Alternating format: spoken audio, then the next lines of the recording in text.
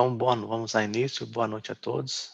Muito obrigado por se juntar a nós, a mais um evento da Simulation Plus, em colaboração com o Instituto de Ciências Farmacêuticas, nosso parceiro no Brasil. Meu nome é Frederico Martins, eu sou cientista principal e líder científico da América do Sul do Simulation Plus e serei o moderador dessa palestra. Nesse seminário, o Dr. Renato César de Souza, gerente de pesquisa e desenvolvimento da Benfarma, abordará a modelagem em sílico como ferramenta de apoio ao desenvolvimento de novos produtos na indústria farmacêutica. E ele apresentará alguns estudos de caso de aplicação real utilizando os softwares da DD+ e GastroPlus. Então, Renato, muito obrigado pelo seu tempo. Agora eu passo o microfone para você. Para quem tiver perguntas, por favor, pode colocar no chat, que no final estaremos fazendo as perguntas para o Dr. Renato. Obrigado.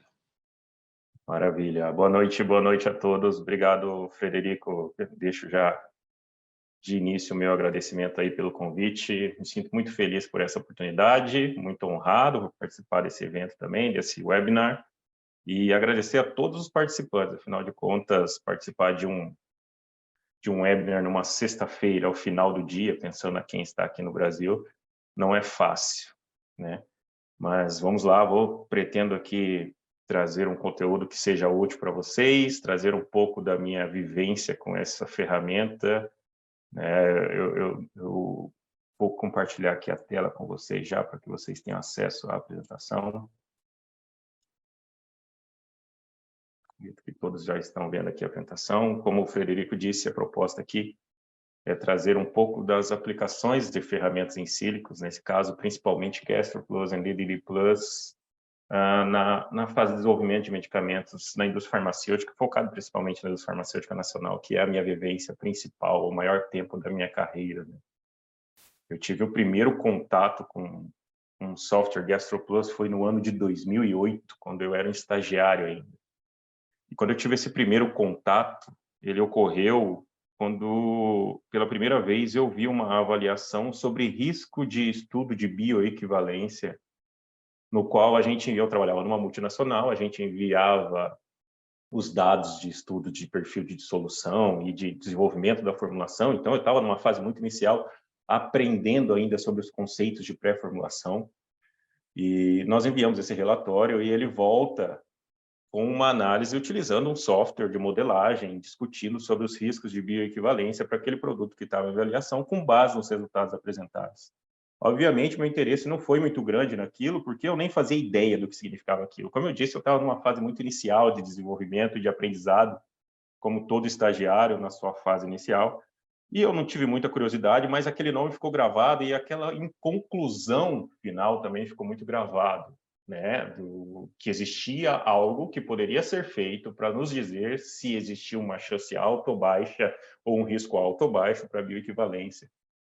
O meu contato real com simulação ocorre 7 anos depois, quase 7 anos depois, quando aí sim eu já trabalhava muito mais focado a dissolução e desenvolvimento de métodos de solução.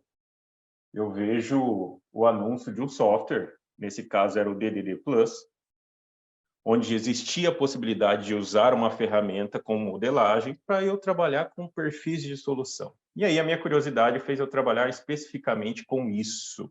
Eu fiz o download de forma gratuita do software, eu lembro que eu entrei em contato com o pessoal da Simulation Plus na época, e eu comecei a trabalhar com o software de forma voluntária, sem nem falar com o meu chefe. Eu usei dados mesmo dentro do laboratório que tinham sido gerados em um estudo, e esses dados, ao serem modelados, eu consegui resultados bastante satisfatórios. Eu achei sensacional aquilo. Na mesma época, eu vi o GastroPlus, e eu não fui para ele porque eu não conhecia muito de farmacometria. Eu estava no começo desse processo ainda. E agora, desde 2017, quando eu entro numa outra empresa, eu consigo, depois de trazer uma série de... Vem mantendo o estudo, e aí eu trago essa vantagem, a gente consegue fazer a aquisição em 2017 nessa nova empresa, e a gente tem esse software até hoje. A proposta aqui hoje é o quê? Eu trazer algumas aplicações dessas ferramentas nesse tempo que eu trabalhei, ou que a gente vem trabalhando nessa empresa com esse software. A proposta é eu trazer para vocês aplicações tanto com DDD+, e o GastroPlus, com um objetivo um pouco diferente do usual. Se a gente olha, tem muito trabalho publicado e muita coisa falando sobre a modelagem em si. E o Frederico, quando ele veio me fazer uma visita aqui, foi um prazer conhecer o Frederico e os trabalhos que ele faz, ele disse uma frase que eu utilizo ela agora. A limitação das ferramentas de modelagem em sílico está no usuário. Não existe limitação para esses softwares. E o que eu quero trazer aqui para vocês é exatamente isso. Eu sei que muito se vende, e foi justamente esse o argumento que eu utilizei quando a gente foi fazer a aquisição desse software, de que ele era um software que ia aumentar a assertividade do estudo de bioequivalência. Só que nesse período de uso, nós aprendemos, ao implementar na rotina de desenvolvimento a ferramenta, que não é só isso. As implicações deles são infinitas. Depende da sua criatividade. E eu trago alguns exemplos aqui. Hoje eu trouxe 4 estudos de caso, foram sofridos para eu escolher esses estudos de caso, porque, primeiro, muitos dos dados não podem ser disponibilizados, das drogas às quais eu estou trabalhando. Então, a ideia aqui não são estudos de casos de moléculas, para a gente entender o risco, ou entender como o software funciona para aquela molécula específica, ou para um público, uma população específica. Mas a ideia principal aqui é a gente verificar aplicações. Aplicações de diferentes áreas, desde desenvolvimento para avaliação de robustez de métodos de dissolução, que foi um caso para uma resposta de exigência, como também para complemento ao conceito de Analytical Quality by Design, uma oportunidade que a gente observou durante um projeto de estágio. E para GastroPlus, a gente vai ver também como a ferramenta pode contribuir naquilo que a gente chama de análise de risco para um estudo de bioequivalência, quantas respostas ele pode nos dar. E também uma aplicação clássica, utilizando dados em literatura para desenvolvimento de medicamento genérico. Então, o primeiro caso aqui, deixa eu ver se eu consigo reduzir aqui para não ficar tampando todo o texto que tem. O primeiro caso, como já dito, é um caso de avaliação de robustez em um método de dissolução. É entender como que a ferramenta em sílico pode nos ajudar a entender ou avaliar a robustez de um método de solução que foi desenvolvido. Porque, nesse caso, a gente vai ver que a principal ideia é a gente pensar o que é um bom método de dissolução. Um bom método de dissolução ele é composto por uma série de características. Eu separei aqui 4 que são fundamentais. Primeiro, um bom método de dissolução ele tem que ter uma certa relevância clínica. Isso é desejável. Obviamente, nem sempre é possível, e principalmente quando a gente fala de métodos de dissolução aplicados a controle de qualidade. Um segundo ponto importante, o método tem que ser preciso. Você tem que ter uma variabilidade adequada durante a execução desse método. Outro ponto importantíssimo é o poder discriminativo do método de solução. Ele tem que ser capaz de ver diferenças, e isso é um item essencial e cobrado por qualquer agência reguladora. E, por último, a robustez. Esse método tem que ser útil para ser aplicado durante todo o ciclo de vida, não é somente naquela fase de desenvolvimento. Esses 4 pilares sustentam o conceito de dissolução.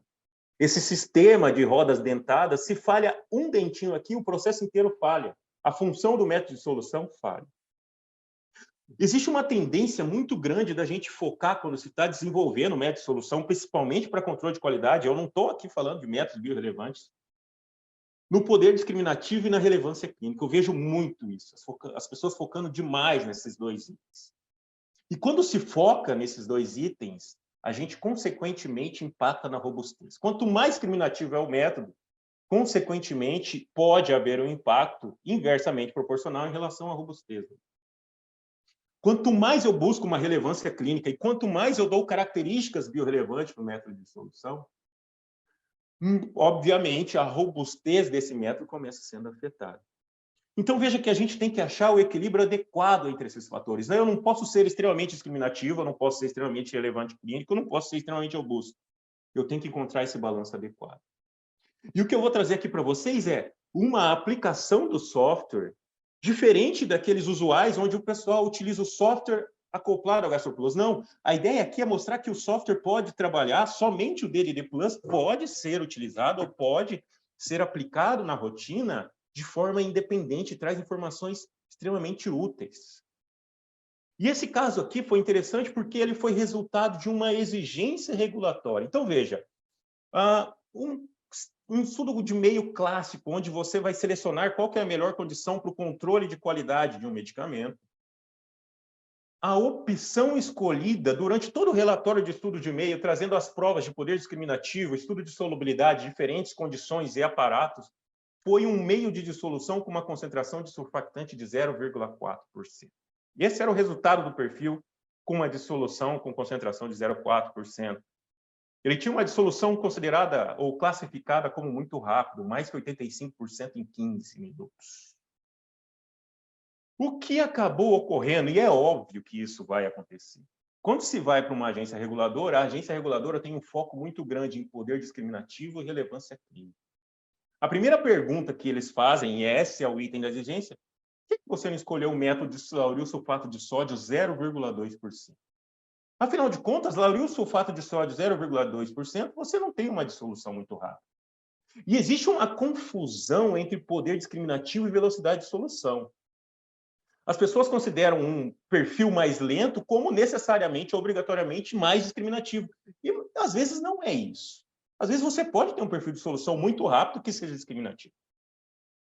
O que ocorre nesse lauril sulfato de sódio, e eu acredito que grande maioria das pessoas que olham para esse caso, acreditariam que também lauril sulfato de sódio 0,2% seria a melhor condição, a condição mais discriminativa para esse produto em avaliação. Mas vamos dar uma olhada no seguinte. Vamos dar alguma olhada. É óbvio que eu não vou disponibilizar aqui o nome do IFA, o nome do ingrediente farmacêutico ativo, mas vamos focar no caso aplicado. A gente está falando de um IFA de concentração de 20 miligramas. Existe um conceito importantíssimo de desenvolvimento de solução que chama-se condição SYNC. Então, vamos dar uma olhada aqui na variação ou no aumento da concentração conforme se aumenta a concentração de surfactante. O que vai acontecer? A gente verifica que a concentração de 0,4% é aquela que atinge a condição SYNC clássica de pelo menos 3 vezes, dissolver 3 vezes a dose do fármaco. Quando a gente fala da concentração de 0,2, ela não atinge a condição SYNC. Maravilha! A condição SYNC não é uma obrigatoriedade, mas ela tem um papel importante quando a gente fala de método de solução in vitro. Eu sei o papel eu sei a importância da condição SYNC. Como que eu vou trazer isso para a agência reguladora e explicar para eles que eu escolhi a condição de 0,4% de surfactante, pois ele atinge a condição SYNC. E a condição SYNC atende determinadas demandas que a condição de 0,2% não atende. Para mim, o maior risco está relacionado à robustez. Realmente, 0,2% pode dar uma sensação de que é mais discriminativo. Não digo que é, porque ser discriminativo, para mim, é se ele fosse capaz de ver diferença maior do que o 0,4%. E isso não era a verdade nesse caso. Mas a robustez, quando a gente trabalha fora da condição SYNC, pode ser prejudicada. E isso ocorre porque, se a gente olha a equação de Noisen e Whitney, que é muito simples essa equação, eu não vou entrar em detalhes, o que a gente tem? A variação da concentração em relação ao tempo num processo de dissolução é dependente de uma constante, uma série de fatores, como área superficial, a gente sabe disso, a gente altera tamanho de partícula, altera essa velocidade de solução. A gente tem a camada estagnada, é claro, a camada estagnada é um fator afetado pela velocidade da hidrodinâmica ou a hidrodinâmica do meio de dissolução. Mas um fator importantíssimo é a concentração de saturação e a concentração do fármaco no tempo T. Se a gente olha somente esse termo aqui, quando a gente está trabalhando fora da condição SYNC, o que é trabalhar fora da condição SYNC? No início da dissolução, a minha concentração de saturação é 1. Eu consigo dissolver com aquele meio ali, no máximo, uma dose do fármaco. Quando chega ao final da dissolução, a gente tem 1 menos 1, porque eu atingi a dose do fármaco dissolvida. Essa parte da equação é 0, a velocidade de dissolução passa a ser 0, a dissolução é interrompida. Interrompida por um processo de saturação do meio de dissolução. Isso não é desejável. Por quê? Na condição SYNC, quando eu coloco volume suficiente para dissolver 3 doses do fármaco, ao final, esse termo aqui não está omitindo ou escondendo o efeito desses termos da equação.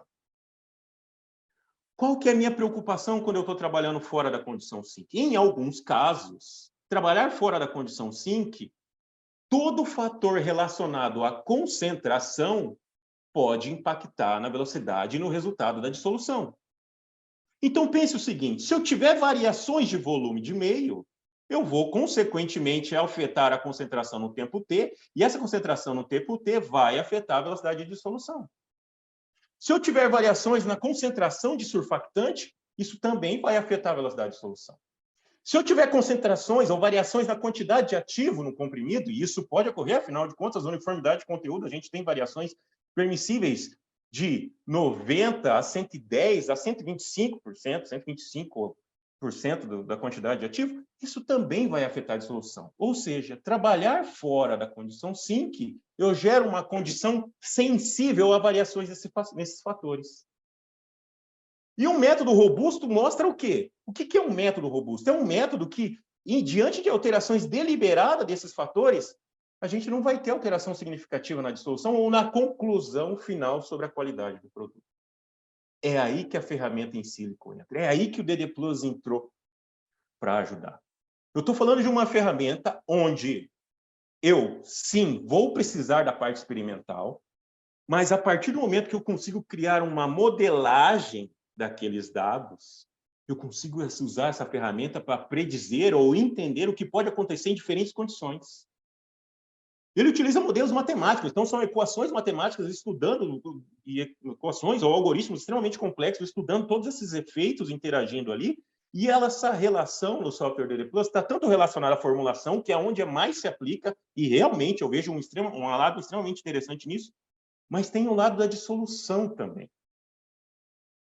Então, a minha pergunta é, será que eu poderia usar o software para mostrar evidência ou trazer evidências de que, ao trabalhar fora da condição SYNC, o método de dissolução não atinge a robustez que eu desejo para um método que vai ser aplicado no ciclo de vida?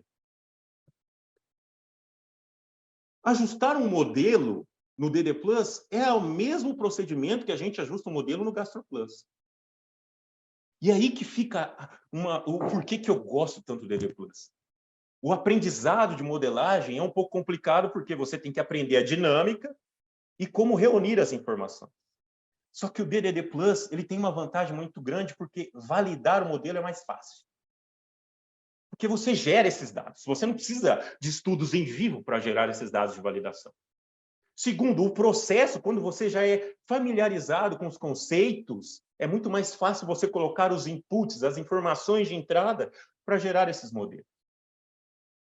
Então, vamos aplicar isso daqui para esse caso específico. Então, veja, ele tem a sua janelinha aqui, as suas janelas, que eu vou colocar informações sobre solubilidade, tamanho de partícula, eu vou colocar os ingredientes ativos, composição do meio de dissolução, faço a primeira simulação e o que eu observo? Esse daqui é o dado experimental na concentração de 0,4% de lauril sulfato de sódio. Esse daqui é o resultado da primeira simulação obtida. Péssimo. Não chegou nem perto daquilo que eu esperava. Mas é óbvio. É um modelo matemático. A gente tem que levar em consideração os fatores da formulação também. Aí que entra a análise de sensibilidade de parâmetros. É um próprio módulo do software que serve... Opa! Sensibilidade de parâmetro. É um próprio módulo do software que serve para quê? Para identificar nessa equação, nessas variáveis envolvidas no controle de liberação do fármaco, qual é o componente que está limitando o processo de dissolução ali. E o que a gente observa aqui? Ó? Quando eu vario a constante de desintegração do desintegrante, da crosscamelose sódica, ele impacta de forma significativa na porcentagem dissolvida. Ou seja, esse é um dos principais fatores da que aquele modelo não estava ajustado. Mas não só isso, veja que nessa formulação eu tenho surfactante também, e ele também impacta de certa forma. Olhando pela análise de sensibilidade de parâmetro, o que eu posso fazer? Vamos otimizar esse modelo. Vamos aplicar uma ferramenta de otimização, e ele tem essa ferramenta de otimização, que ele faz essas iterações, e a gente consegue determinar essas constantes, e a gente chega aqui em um modelo otimizado, ou seja, o modelo in sílico, por essa linhazinha vermelha, bate muito bem com o modelo obtido in vitro. Mas não basta isso. Eu preciso validar isso. Eu tenho que mostrar que isso ocorre em outras condições. E aí vem a etapa de validação. E por que eu disse que validação é mais fácil no DD Plus? Eu pego o estudo de meio, que já tem a concentração de 0,4% de lauryl sulfato de sódio, pego aquela equação com aquelas constantes e falo, me diga como que ficam os resultados. Ele me mostra esse comportamento. Eu pego esse mesmo modelo e eu falo, agora, se fosse 0,2% de surfactante, como que seria o resultado? Ele mostra esse comportamento. E olha o que eu obtive in vitro. Ou seja, eu não estou mudando mais a equação é a mesma. Mas o modelo está sendo sensível à diferença de concentração de surfactante. Ótimo, era isso que eu queria. Outra coisa que o modelo também é sensível, olha que interessante. Eu peguei o IFA e alterei o tamanho de partícula dele. Fiz uma simulação com um tamanho de partícula diferente. Pois isso foi utilizado também no desenvolvimento do método de solução para mostrar o poder discriminativo. Então, trabalhando com um tamanho de partícula maior que 30 micras e o lauryl sulfato 0,4%, o que a gente observa? O modelo também está ajustado. Eu acabo de desenvolver um modelo e um software em que consegue ser sensível à concentração de surfactante e também a um atributo crítico de qualidade fundamental do produto, que é o tamanho de partícula. Veja a gama de possibilidades que a gente começa a ter com essa ferramenta. Eu usei somente para robustez, mas se eu quisesse usar isso daqui para definição de especificação de tamanho de partícula, uma especificação não clínica, poderia. E se eu quisesse fazer um link com GastroPlus para poder estabelecer uma especificação de tamanho de partícula com relevância clínica, poderia também. Mas vamos focar aqui no conceito de robustez. Ótimo, eu vou fazer um simples estudo. Depois que eu criei esse modelo, eu queria só ver como que ia funcionar. E o estudo foi simples. Eu peguei meu central ali na condição não sim, que era 0,20% de surfactante ou lauryl sulfato de sódio. Eu fiz uma simples alteração, fiz duas simulações, colocando 0,2% para menos, 0,2% para mais. Ou seja, simulando com 0,18% de surfactante e 0,22% de surfactante. O que acontece quando eu estou nessa faixa? O perfil de dissolução se altera. Veja que com 0,18% de surfactante a gente tem uma dissolução mais baixa, 0,22% a dissolução vai um pouco mais alta. E quando eu estou com 0,4% e faço esse mesmo nível de alteração, eu não tenho alteração da dissolução. Nesse momento eu vejo que existe uma robustez maior que 0,4%, mas isso não é o suficiente. Afinal de contas, não é somente variação de concentração de surfactante que pode ocorrer no preparo de meio de solução na rotina. Renato, pode ter essa variação? Claro que pode. A gente tem variação no processo de pesagem, a gente tem variação no processo de diluição. Isso acontece na rotina. Ninguém prepara 0,20 todas as vezes. A gente tem surfactante com potência diferente. O simples fato dessas variações relacionadas somente ao surfactante causa um impacto bastante significativo em perfil. Mas, se a gente considera volume de meio, se a gente considera a quantidade de ativo e a concentração de surfactante, e a gente não pode ignorar o fato de que esses fatores têm interações, pode ter efeito sinérgico, porque, por exemplo, se eu trabalho com um comprimido que tem uma dose mais alta, eu trabalho com um volume menor de meio e uma concentração de surfactante maior, esse efeito vai ser muito maior. A proposta aqui é como que funcionam as interações desses fatores, e aqui a gente fez um modelo de box bank, um design de box bank, que é um modelo, um desenho experimental, só que ao invés de eu fazer isso experimentalmente, olha qual que é a vantagem aqui da ferramenta, eu fui fazer isso em sílico.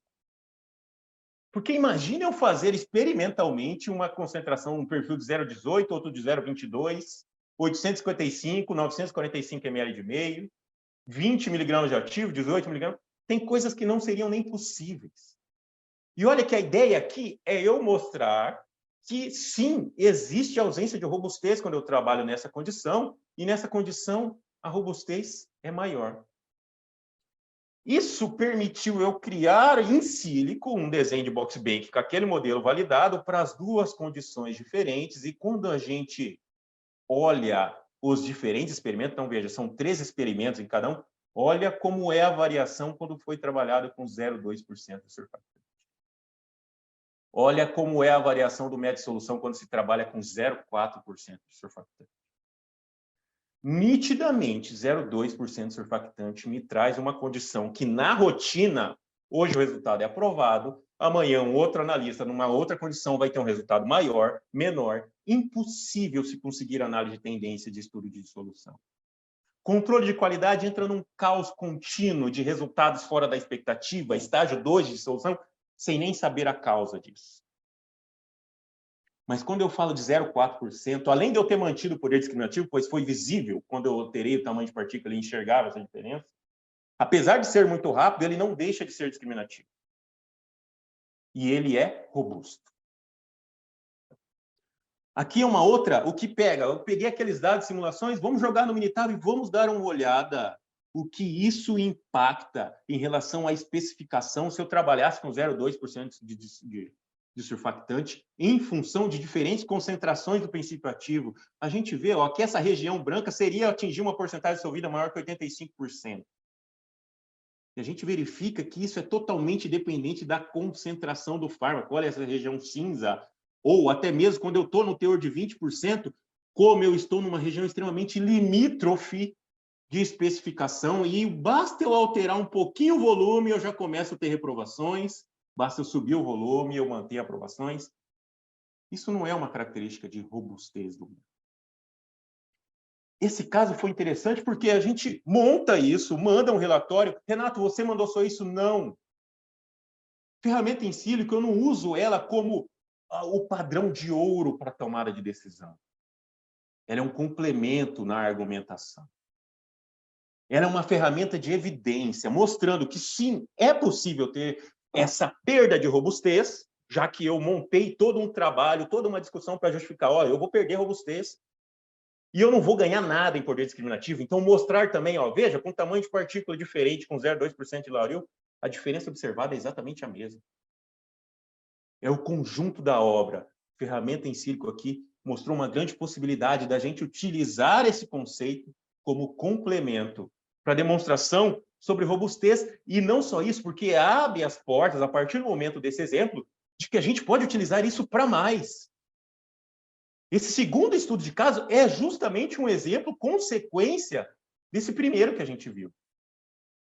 Que é, bom, já que a gente conseguiu fazer aquilo para identificar a robustez em função da concentração do surfactante, será que a gente pode utilizar isso para facilitar um negócio chamado Analytical Quality by Design para desenvolvimento de método de solução? Veja que essa é mais uma aplicação que o DDD Plus é independente do Gastro Plus. Eu estou fazendo ele sozinho. E eu estou tentando colocar ele na rotina, porque esse é o segredo. Eu faço a aquisição do software. O que eu tenho que fazer? Eu tenho que usar, eu tenho que colocar na rotina, eu tenho que aproveitar o potencial ou a potência que esse software tem.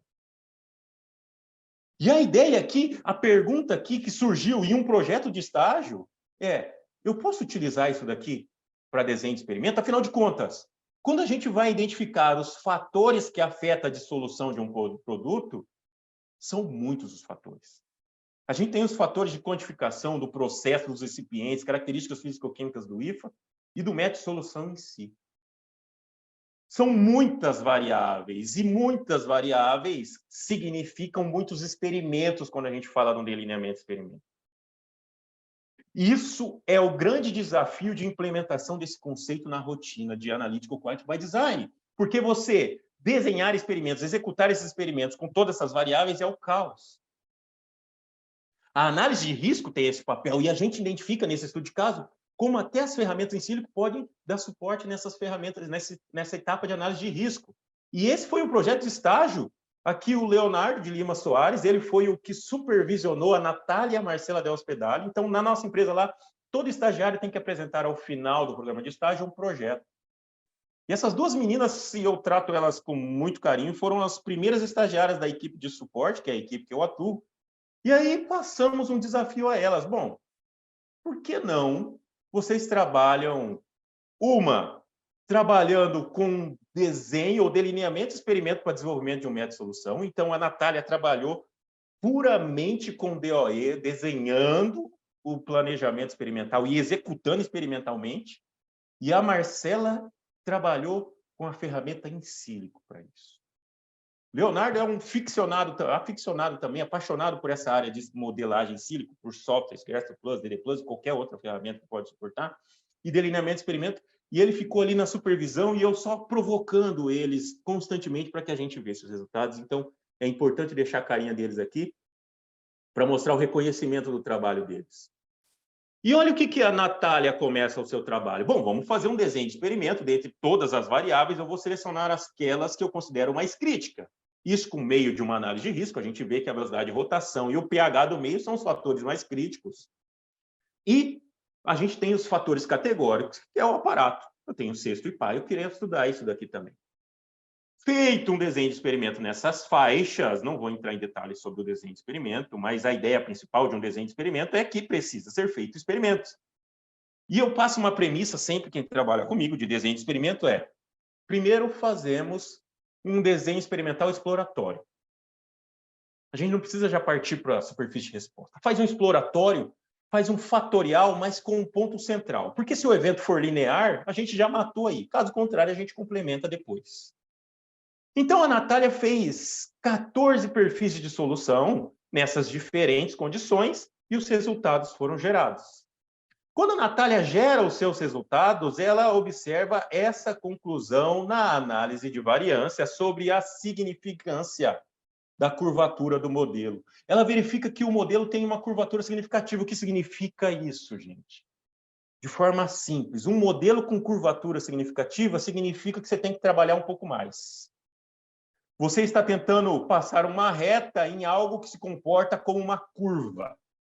Para você melhorar o ajuste desse modelo, você precisa colocar mais pontos nesse desenho experimental. É aí que entra a Marcela. Marcela, será que a gente não consegue fazer isso em sílico? Ao invés de eu executar mais esses experimentos, que seriam todos esses daqui, para complementar esse desenho experimental, será que eu não poderia utilizar o software DDD Plus para fazer isso? E a Marcela, a primeira coisa que ela faz é: vamos validar o modelo. Então, ela fez o mesmo procedimento que eu fiz anteriormente. Colocou as informações do produto, colocou as informações do material, solubilidade, meio de dissolução, como é preparado. E ela chega nessa validação. Como que ela validou? Pegou todos aqueles experimentos que a Natália tinha feito e foi aplicando o mesmo modelo àquelas diferentes condições. E ela observa que, veja, a ferramenta em sílico consegue atingir todas as condições estudadas. Veja, é o mesmo modelo. Você fala para o software assim, ó, aqui eu quero que você simule o que seria um perfil em pH 2.0 com 50 RPM de rotação em aparato 2. Ele mostra que vai ser isso aqui. Agora eu quero que você faça uma simulação com 4.5 de pH.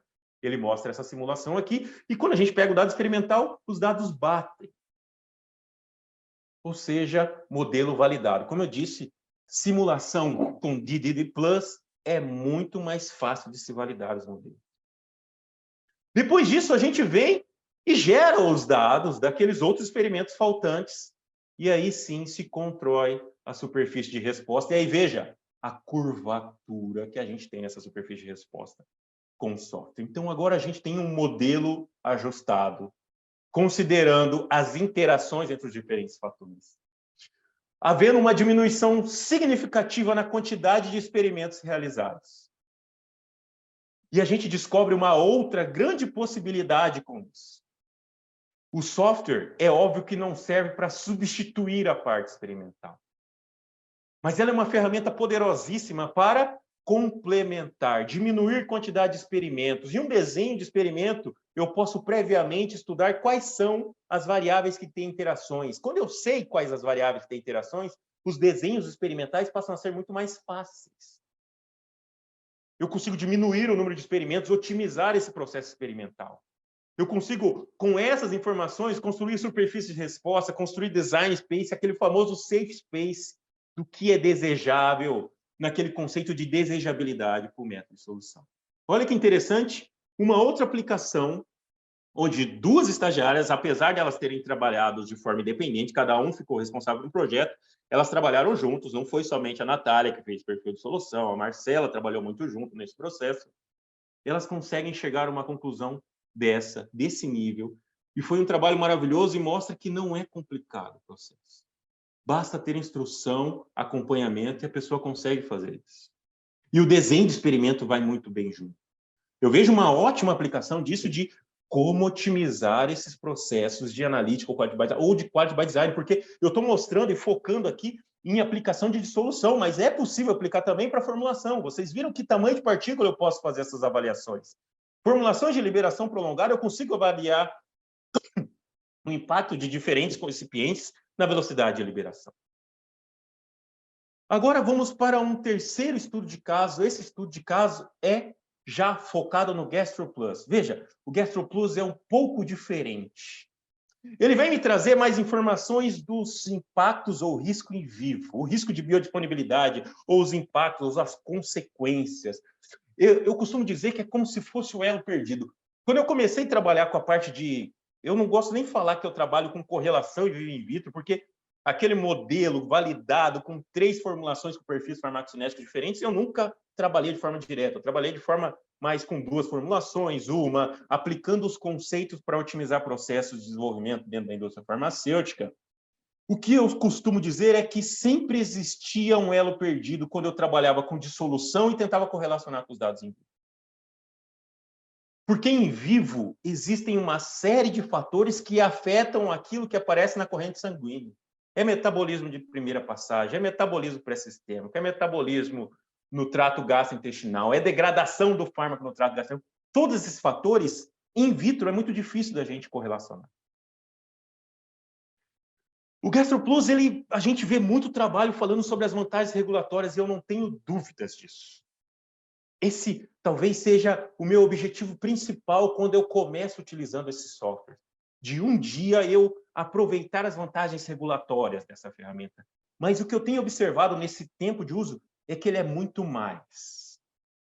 Ele auxilia muito num processo de avaliação mecanística de risco de bioequivalência. É uma das coisas que mais solicitam da gente um estudo de medicamento ou desenvolvimento de medicamentos genéricos. Sempre perguntam para a gente qual o risco do estudo de bioequivalência, qual a probabilidade ou a chance de sucesso. E tomar essa decisão é complexo também, pois ela depende, da mesma forma que a dissolução, de uma série de variáveis, sejam propriedades do IFA, da forma farmacêutica, propriedades clínicas e propriedades farmacocinéticas. E eu gosto muito de trabalhar com o princípio de análise de risco. Eu lembro que eu sempre trabalhava, não, vamos fazer análise de risco, eu fazia isso de cabeça. Só que é muito difícil você trabalhar em uma indústria farmacêutica fazendo as coisas de cabeça, porque se entra uma outra pessoa, ela não vai aplicar o mesmo conceito. O que eu resolvi fazer? Bom, pegando essa referência bibliográfica aqui, eu fiz uma adaptação do conceito de análise de risco que é trazido nessa referência bibliográfica. A ideia é, vamos construir uma análise de risco de tomada de decisão de estudo de bioequivalência que leva em consideração todos esses fatores. E essa análise de risco é quantitativa. Então, a ideia aqui é eu não explicar a análise de risco em si, mas vocês entenderem que, nesse processo, eu olho para tudo que pode afetar a biodisponibilidade. E quando eu não tenho informação, ou quando essa informação, por exemplo, quando a droga é uma informação de alta, quando ela é um fármaco de alta solubilidade, a nota é baixa. Quando é de alta solubilidade, a nota é alta. Quando é baixa solubilidade, essa nota é alta. O somatório, a combinação desses fatores aqui vão me levar a uma matriz final que vai decidir se isso é um baixo risco, médio risco ou alto risco.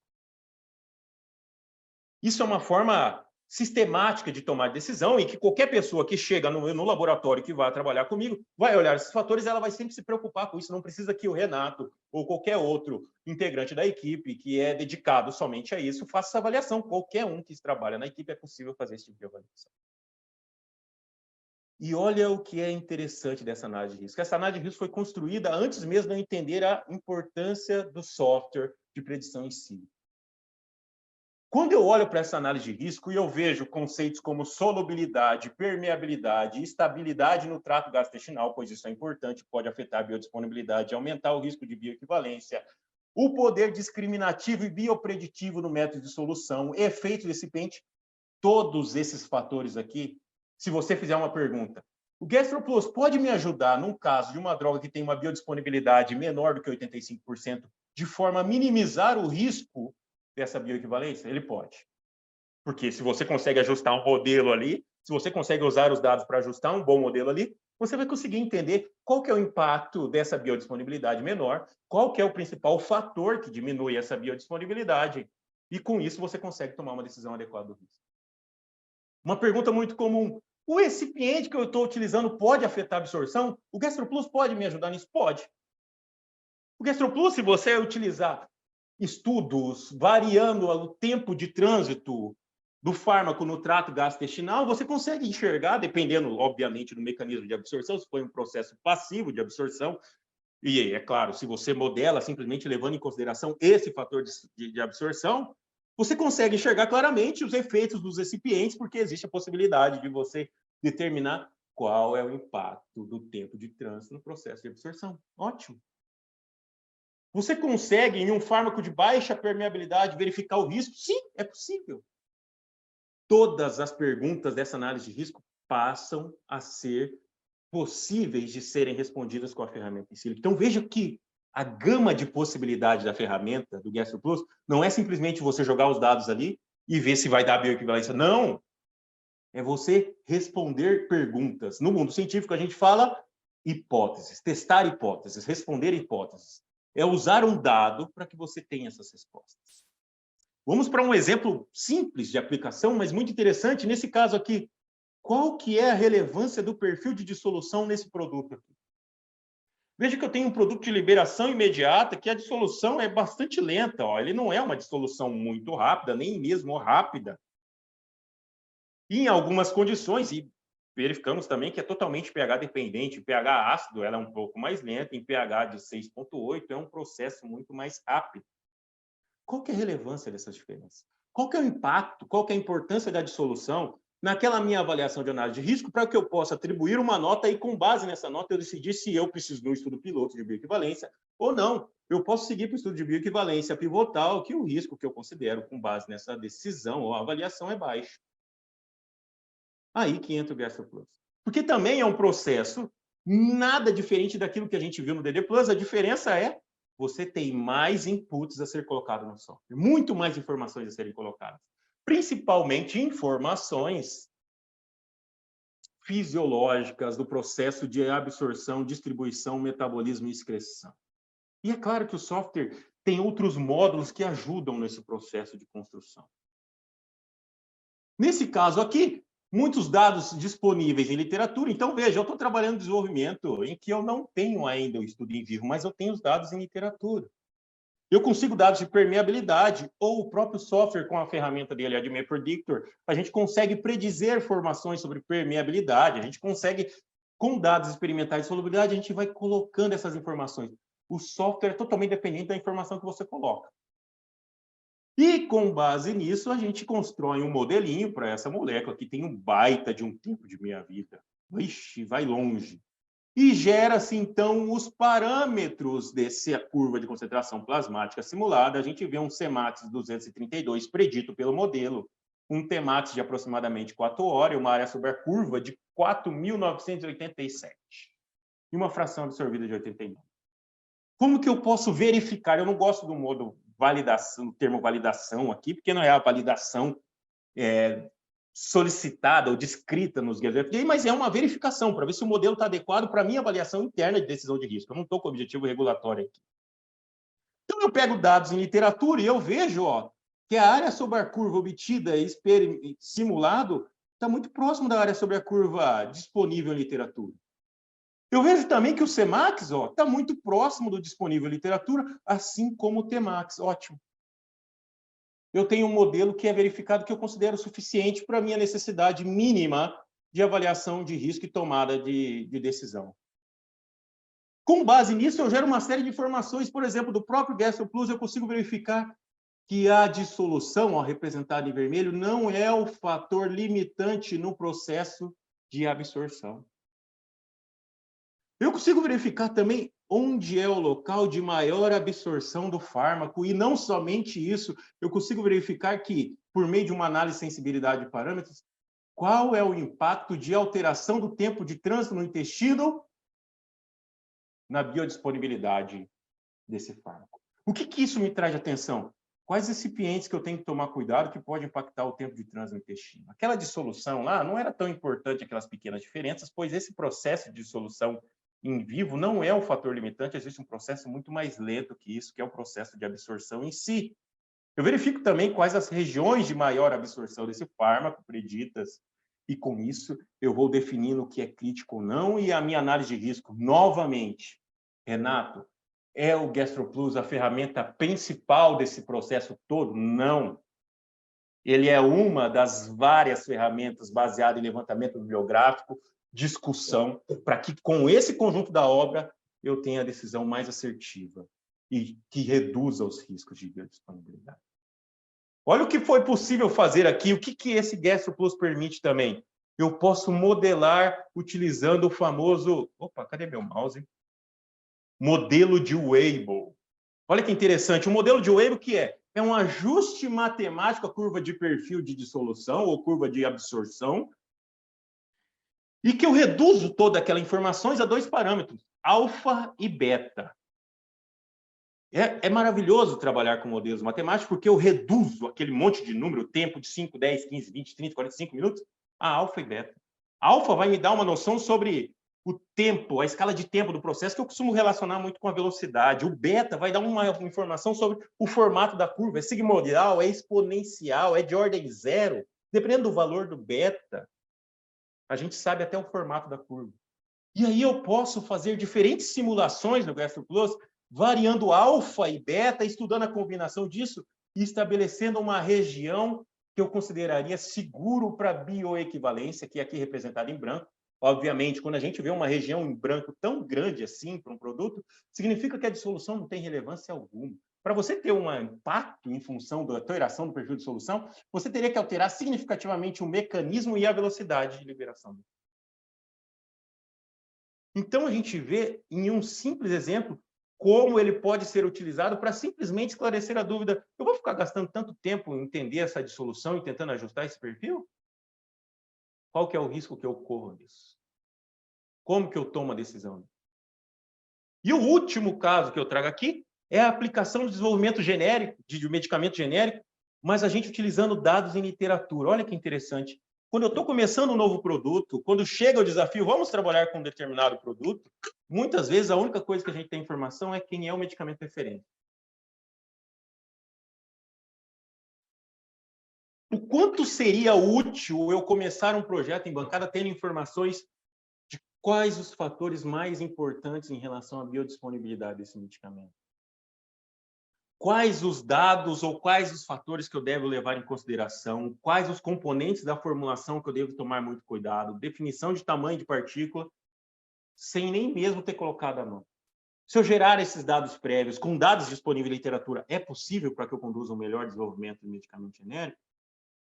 Então, veja esse caso. É claro que não tem disponível aqui o nome da molécula, mas se eu pego dados em literatura com diferentes concentrações de administração por via intravenosa desse fármaco, eu consigo fazer a extração digital e, com isso, eu consigo construir um modelo no GastroPlus, né? E esse modelo, quando eu ajusto e eu falo, vamos validar esse modelo, vamos aplicar esse modelo construído para a administração por via intravenosa para uma solução oral, eu vejo que o modelo está totalmente enviesado, diferente, principalmente em relação à área sobre a curva. A área sobre a curva predita está 2 vezes maior do que a área sobre a curva observada. Tmax tem a sua diferença, mas isso depende muito. E Cmax está até relativamente bem, mas a área sobre a curva não está bem. Quando a gente se depara com isso, a primeira pergunta que a gente tem que fazer é: por que a área sobre a curva não está bem? Qual que é o motivo dessa área sobre a curva desviar tanto aqui? É aí que entra a sua habilidade de pesquisa literária. Olha o que eu falei, não é somente o software. A parte humana é importantíssima. Como? Porque é possível. No software tem uma ferramenta de otimização, você fala, otimiza a permeabilidade, otimiza uma série de fatores, ele vai otimizar, ele vai ajustar, ele vai achar a curva de concentração que melhor ajusta a esses dados experimentais, mas isso não significa que representam em vivo. Agora, quando você utiliza a pesquisa bibliográfica, a gente consegue ver que para essa molécula em específico, ela tem uma região de absorção específica. Nesse estudo aqui disponível em literatura, a gente verifica que uma solução administrada no cólon, a absorção foi de apenas 2%. Quando se é administrada numa região mais distal do intestino delgado, essa absorção é de 50%.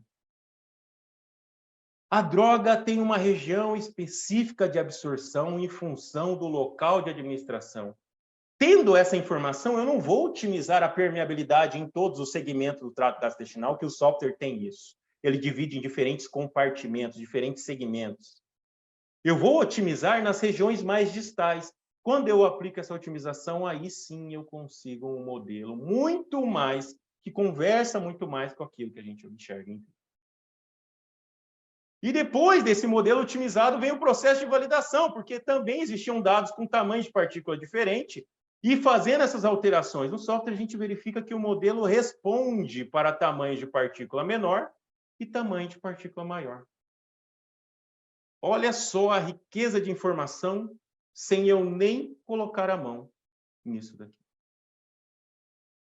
Bom, isso é o que eu tinha para apresentar. Eu estou exatamente no tempo, passei 2 minutos do tempo, mas isso se deve ao início. Essa daí é a equipe que trabalha comigo. Nem todos trabalham com essa parte de ferramentas em sílico, simulação ou relação em vivo in vitro, mas são todos da mesma coisa. Os resultados disso daqui são deles. Eu sou apenas um provocador ali constante para que eles usem e façam uso dessas ferramentas.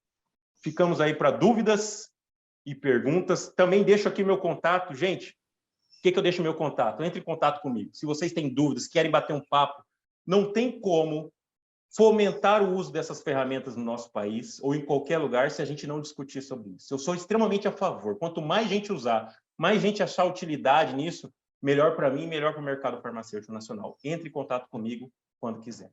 Tá bom? Muito obrigado, pessoal. Muito obrigado, Renato. Acho que sua palestra foi excelente, com os exemplos, né? É algo que a gente tem na rotina da indústria farmacêutica, e é onde a gente mais pega como otimizar e economizar tempo, né, e processo. Nós temos algumas perguntas, temos várias perguntas, mas devido ao tempo eu vou selecionar algumas, aquelas que não dê tempo de responder hoje, eu vou passar para o Renato e vamos tentar responder por e-mail. Então, a primeira pergunta do Marcelo Lima, ele está te agradecendo, Renato, pela excelente apresentação. Ele fala que sobre os experimentos realizados pela Natália e a Marcela, os dados de solubilidade foram obtidos experimentalmente por saturação ou foram usados dados preditos pela ferramenta? Esses dados foram obtidos experimentalmente. Nesse caso, a gente obteve experimentalmente que era um fármaco de alta solubilidade, né? Eu não ia passar para as duas estagiárias já um fármaco de baixa solubilidade para elas sofrerem muito. Mas foram obtidos experimentalmente, mas era possível também obter da ferramenta, porque o modelo de solubilidade ali, baseado na constante de ionização, é muito bom, né? Sim, obrigado. Tenho também da Letícia Nogueira. Para a validação do modelo DD+, são necessários no mínimo quantos perfis de solução executados experimentalmente? Não existe um número mínimo para a validação de um modelo. Isso não é estabelecido. O que eu costumo utilizar é, se eu quero estudar determinado parâmetro, eu tenho que validar para aquele parâmetro. Então, por exemplo, naquele caso que eu queria estudar a diferença de surfactante no meio, então eu trabalhei com 2 concentrações diferentes para ver se o modelo respondia. Se eu quero estudar para tamanho de partícula diferente, eu tenho que trabalhar com 2 tamanhos de partícula, pelo menos, para ver se ele respondia. Então, depende muito do para que você quer que o seu modelo responda. Qual que é o objetivo que você quer estudar com esse modelo? E isso vai definir o número de perfis que você, ou de dados, ou de formulações, caso você esteja aplicando para formulações, para definir a quantidade de experimentos. Exato. Temos uma muito interessante também, mas tá anônimo. É possível utilizar o dado de permeabilidade em sílico para finalizar a conclusão de classificação de permeabilidade pensando em bioisenção? Aquele de BCS classe? Não, sozinho não. A gente não tem essa permissão na 749. Se a gente der uma olhada no M9, quando foi publicado, a gente teve perguntas e respostas, e a pergunta não foi relacionada somente à permeabilidade, mas uma das perguntas que foram feitas é possível utilizar softwares em sílico para justificar a alteração de recipientes e tudo mais? E a agência reguladora foi categórica no momento, falando, não, só isso não, o modelo tem que ser validado, para o modelo ser validado, você vai precisar de estudo em vivo, então não. Né? Então, eu não vejo essa possibilidade de utilizar a ferramenta em sílico para bioisenção, mas eu vejo a possibilidade no futuro, que é uma das coisas que eu tenho observado, e foi um dos casos que a gente se deparou recentemente. Por exemplo, a gente tinha um fármaco classe 1, onde tem uma alteração significativa do componente da formulação, um componente que pode afetar o tempo de trânsito no intestino. Eu não trouxe esse estudo de caso aqui, porque não ia dar tempo mesmo da gente falar. E aí a gente fala para a agência reguladora, olha, veja, eu estou aqui com o modelo e mostra que não vai impactar. Eu estou fazendo análise... claro que a agência não vai aceitar isso. O modelo não é validado. Mas é óbvio, a gente faz o estudo de bioequivalência, o que a gente vê, a gente valida o modelo. No futuro, eu tenho um modelo validado para isso. O que vai acontecer se você tem essa ferramenta? Você começa a validar esses modelos, para esse momento você sofre, mas para o futuro você consegue utilizar esses modelos para casos que vai evitar e diminuir o trabalho, com certeza. Exatamente, Renato. Só complementando aqui sua resposta, em relação de recipiente, que às vezes a gente acha que o recipiente ele sempre vai ser inerte na formulação em relação à farmacocinética. O que a gente vem observando, que tem vários recipientes que são usados por muitos e muitos anos, que eles alteram a absorção, alteram a permeabilidade do fármaco, a permeabilidade paracelular. E isso tudo a gente consegue levar em conta dentro do software, caso você tenha dado para fazer o modelo, tá? A gente consegue. Tem uma pergunta do Anderson Russo, acho que essa pergunta é um pouco mais para mim. Existe algum material didático para começar com o DD Plus ou é mais prático usando o software direto? Eu vou responder, mas Renato, fica à vontade de expor como você aprendeu. Hoje na Simulation Plus nós temos vários treinamentos, muitos deles são gratuitos, então convido a todos a acessar a nossa webpage simulationplus.com. Lá vocês têm acesso, vocês podem se inscrever e assistir aqueles webinars que já foram no passado. Também nós temos a modalidade University Plus, que é um programa para estudantes de mestrado, doutorado e graduação que desejam ter o software, desejam aprender. Então, o software vem de forma gratuita para aplicação científica acadêmica. Você queria pôr alguma coisa, Renato? Como você aprendeu? Como foi o seu início? A curva de aprendizado? A minha curva de aprendizado foi colocando a mão na massa, né? Os seminários foram essenciais. No começo, como em 2014, quando eu peguei pela primeira vez só, foi colocando a mão na massa. E ele é muito, assim, é simples a dinâmica no DDD Plus, porque é assim, o que é o ingrediente ativo? Você vai colocando lá a informação do ingrediente ativo, tá? O que foi mais complicado, talvez, foi entender o conceito de constante. O que era constante? Como eu tinha mais facilidade com a matemática, foi fácil. Mas agora, as informações estão tão disponíveis, né? No site da Simulation Plus tem tanto webinar mostrando isso, mostrando como funciona, cursos que não acabam mais sobre isso. Agora dá para usar os dois. Eu faria uma leitura, olharia alguns exemplos de aplicações, depois eu tentaria já colocar a mão na massa para mostrar, para ver as ferramentas. Afinal de contas, você tem os dados em casa. Isso que é a vantagem de dissolução. Você já tem um monte de relatórios de e-mail. Pega um caso lá e tenta aplicar para ver se vai dar. É claro que ferramenta em sílico não modela artefato. Ele não vai modelar um efeito cone. Não dá para esperar. Não existe uma equação matemática para efeito cone. Pelo menos eu acho que não, né, Frederico? Mas grande parte daquilo que a gente estuda em um desenvolvimento de método de solução, ele vai conseguir. Alterações de formulação, lote de problema, é só colocar, quem tem interesse aprende.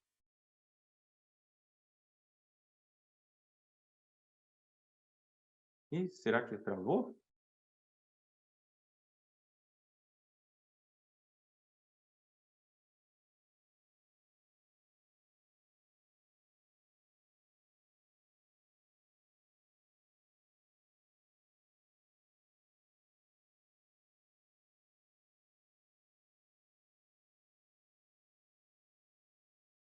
Vocês estão me ouvindo? Será que é só o Frederico que travou ou eu travei também?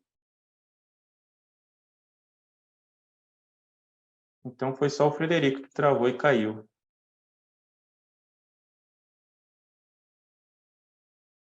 Vamos aguardar para ver se ele volta aqui. Aí, voltou.